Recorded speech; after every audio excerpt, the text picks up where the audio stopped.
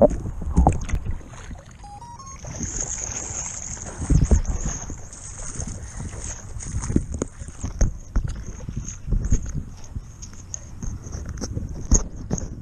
really surprised that maybe some of that stuff might have actually survived.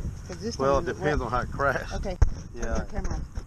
Alrighty, this is the S800 that Belinda just took a spill in the water.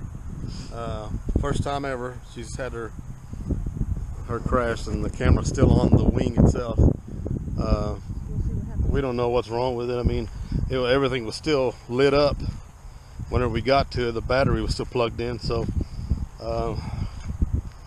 anyway, yeah, here I'll let Belinda tell you that way. Maybe I can edit that on your video. Yeah, as I walked to the water to get her, she was just floating slowly back to me. Thank God the wind was blowing. Otherwise, I probably wouldn't have got her, because we landed on the other side of that lake.